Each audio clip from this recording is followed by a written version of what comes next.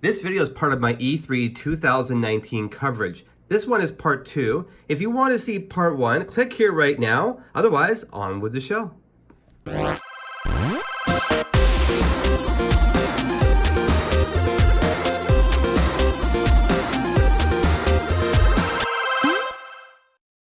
On to some other games that are coming out for the Quest, and this one really kind of captured my interest and my partner's interest. She really likes miniature things. This one's called The Curious Tale of the Stolen Pets.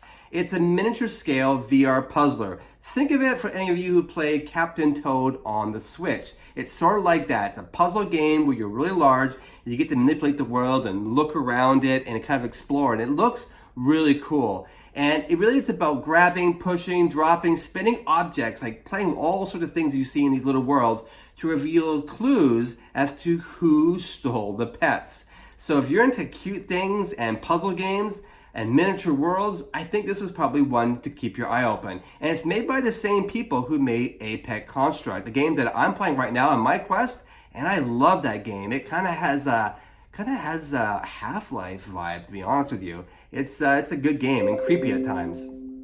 And more free content for those of you who've already purchased I Expect You to Die.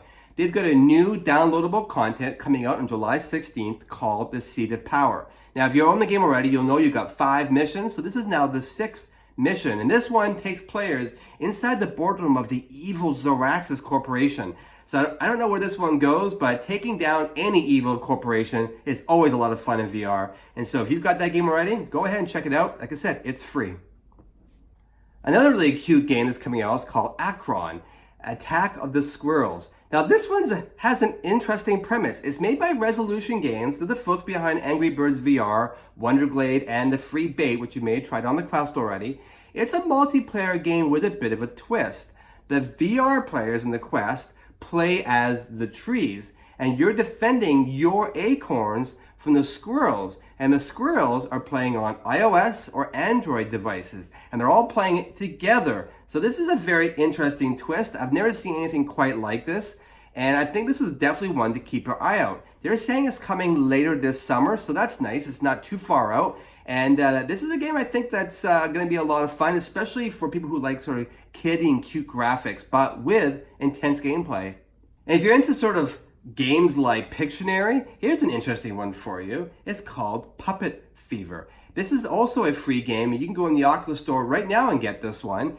And it's really about basically taking a word card. They have 500 word cards, and on there it tells you a word that you have to basically act out. It gives you a few tips on that card, and it gives you at the same time hundreds of props and other puppets that you can then act out, and the other players who are on an iOS or Android or PC device watch you make that puppet show and then try to guess what you're doing. Now, link below to a video by Scrump. They actually play this game for quite a bit of time, and it's hilarious to watch. And just watching it makes me want to get a bunch of friends over, put it on my PC, put my Quest on, and start to do those scenes. That looks like a lot of fun.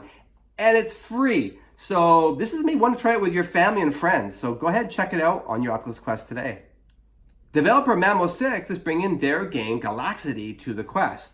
Galaxity is sort of similar to Altspace or VRChat, Rec Room. It's another one of these free social games, and while you can't build custom worlds or rooms like you can in those other games, what it does do really well is its games. The games are a lot of fun. People on the forums really speak highly about how much fun the games are. So the focus on this one isn't about customization as much as about all the great games that they've put their time and energy into. So that's one, if you like VRChat and you like Rec Room, those kinds of games, this is one for you to go check out.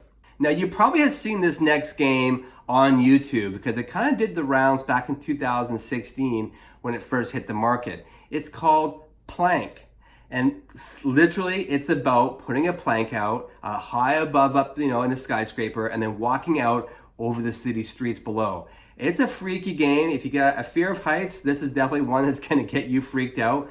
This particular edition, they're making a few changes. First off, you're now going to be able to have a 20-meter long plank, which I guess makes sense because no other device has been able to go that far because literally the wires on the Rift and on the Vive and all those things, they're only like 5 meters, I believe. They need 6 at most. and even with extension cables, to get the 20 meters would be almost impossible. It's just very hard to do. But of course, the Quest can go very far. So 20-meter limit, which is strange because that's actually bigger than the 25 by 25 meter, the 25 by 25 foot play space, Guardian space that Oculus has set for us. So you'd have to turn off the Guardian to go 20 meters. So that's interesting. We'll have to see where that one goes. And they've also come up with some new versions of this game. They've got a missile defense mode, a rocket racing mode where you fly with the rockets in your hand. You can see that here in this trailer. It all launches on June 27th, and it's going to launch at $14.99, so not a bad price point, and especially for the extra bundles. And this is a great one to demo to your friends. It's a quick, easy demo, and it really invokes quite an emotional reaction in people. There's another really cool app that I want to put on your radar. It's called Tribe XR School. It is a DJ school, and by DJ I mean you get to go into a studio and work on what really looks like sort of club level gear, Pioneer CDJs. It looks just like that, and a mixer, a standard mixer with all the whistles and bells, and learn how to DJ. And this looks like a pretty cool app, and what's really cool about this is that it's free right now. If you want to go ahead and look for the link below, there's an alpha that you can sign up for, and I got the link myself this week. I'm gonna go try it right after the news here, and you can go and DJ live in VR. Now, I've dabbled this myself in the past in other applications in VR, and I have to say, it is really, really awesome. You really do feel like you're playing at a DJ console. And I used to DJ myself, and I use the exact same gear, and so I'm dying to try this one out. Note over here is a link to the video below. This is a 10-minute video, kind of a tutorial on how you can mix tracks and play with this software. And while there's a few little glitches with it that he found, accidentally hitting the wrong button and whatnot, because there's no tactile feedback yet, he did say it was a pretty awesome experience. I am really looking forward to the day where you can go and buy a really inexpensive, cheap plastic, with knobs on it console that you can physically touch that is mapped into the VR world and has all the extra stuff on it. So you get the feedback and you get all the technology built around it, so you don't have to have an expensive setup. Because a CDJ setup, you're into the thousands of dollars. So for the price of free right now, and who knows what it will be in the Oculus store, this is a pretty good bargain. To get the alpha, just go to their Discord channel. The Discord link is below, and look for user Ozan, O-Z-A-N. Just PM him directly on their Discord and asking if you too can get an alpha key. And you'll get an email and you'll be invited on the Oculus store, and it's real simple from there. So go ahead, if that's something you're interested in, and you want to learn how to DJ in VR, especially if you're a wannabe DJ and you don't want to invest the money to see if you like it or not, this is a great way to give it a dabble. You may have heard of experiences called redirected walking. This is basically a technique that allows you to take a small space and in VR make it seem like a much bigger space by having you kind of twist around in and around. Well, as you can see here in this video, is a game called T for God that BrainFizz VR LLC is developing right now to demonstrate the use of this kind of technique.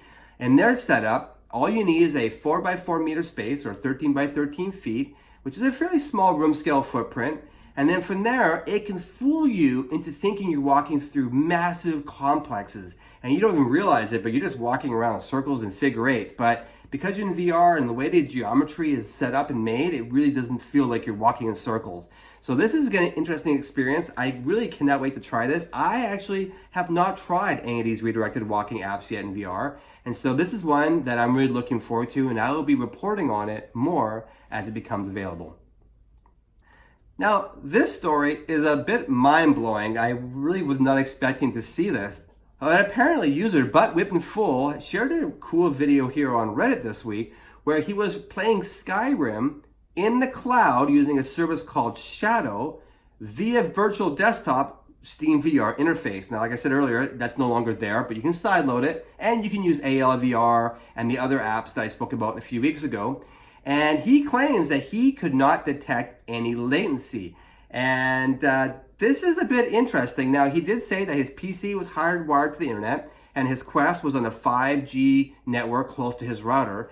And so really, that's sort of the same as streaming from your PC. And of course, going out to the internet, to a service center, to get your game, that's what your game's actually running. It isn't running locally, it's running in a data center somewhere. It does add additional milliseconds of latency for sure, but he claimed he couldn't tell. And certainly in the video here, It seems very playable. It seemed like he was playing it just fine.